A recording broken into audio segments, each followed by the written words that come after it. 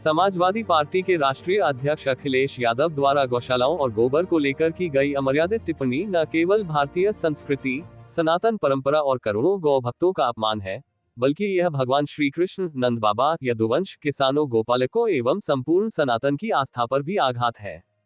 गौमाता हमारी परंपरा, आस्था, कृषि, स्वास्थ्य, समृद्धि और पर्यावरण संतुलन की आधारशिला रही है। गौ सेवा केवल धार्मिक आस्था का विषय नहीं, बल्कि वैज्ञानिक दृष्टि से भी महत्वपूर्ण है। भारत में गोवंश हजारों वर्षों से अर्थव्यवस्था और जीवन शैली का अभिन्न अंग रहा है। भगवान श्री कृष्ण ने स्वयं गौ सेवा का संदेश दिया, संतों ने गौमाता को पालनहार माना और आज भी लाखों किसान गौ आधारित कृषि से अपनी जीविका चला रहे हैं तथा आज पूरे विश्व में रसायन मुक्त जैविक प्राकृतिक खाद्यान्न की मांग है। ऐसे में गौशालाओं को बदबूदार बताकर अखिलेश यादव ने न केवल हिंदू समाज बल्कि पूरे भारतीय लोकाचार का घोर अपमान किया है। समाजवादी पार्टी को ये स्पष्ट करना चाहिए कि उनके शासन में गौ संरक्षण के लिए क्या ठोस कदम उठाए गए थे। वास्तविकता यह है कि समाजवादी पार्टी ने कभी भी गौ सेवा को प्राथमिकता नहीं दी।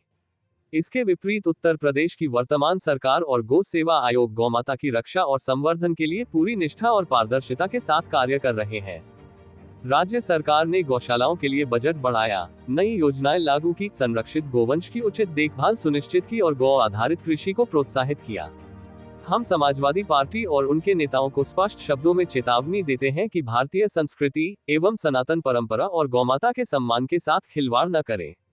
गौमाता और गौशालाओं का अपमान अब हिंदू समाज सहन नहीं करेगा। उत्तर प्रदेश सरकार और गौ सेवा आयोग गौमाता की रक्षा एवं संवर्धन के लिए संकल्पित है।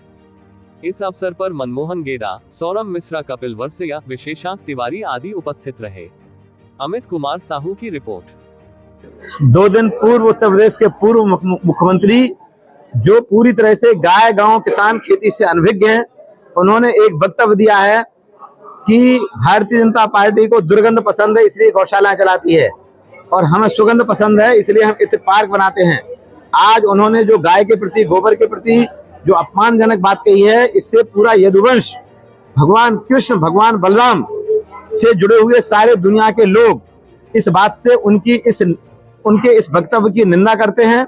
उनको यह जो वक्तव्य है इतना घृणित है, इतना गौपालकों को, भगवान कृष्ण को अपना आराध्य मानने वाले लोगों के लिए एक इस तरह का निंदनीय जो उनका जो वक्तव्य है, आज केवल उत्तर प्रदेश से नहीं संपूर्ण देश में रहने वाले लोग जो जिनका प्रेम गाय से है, गांव से है, किसान से है, खेती से है, भगवान कृष्ण और बलराम से है, भारतीय सनातन से है, उन सब वो सारा का सारा इनकी इन ओछी बातों को लेके बहुत ही परेशान है कि एक इस प्रकार के व्यक्ति जो इतने बड़े पद पर रहा हो, जिस तरह की बात कर रहा है, और आने वाले 2027 में जनता उत्तर प्रदेश की उनको पूरे जवाब देगी और एक एक उनको प्रत्याशी ढूंढने नहीं मिलेगा। गांव में घुस नहीं पाएंगे समाजवादी पार्टी के लोग, इनको ढूंढने प्रत्याशी नहीं मिलेंगे।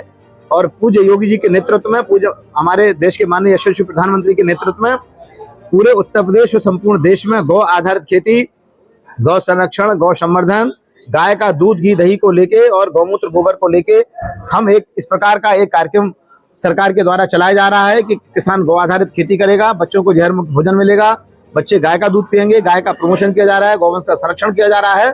तो आज उनका यह जो वक्तव्य रहा उसकी हम लोग घोर निंदा करते हैं। गाँव-गाँव में जाके हम लोग उनकी इस बात को समझाने का किसानों को बताएंगे कि ये एक ओछी राजनीति कर रहे हैं, कुछ चंद लोगों को खुश करने के लिए जो इस तरह का जो वक्तव्य दे रहे हैं।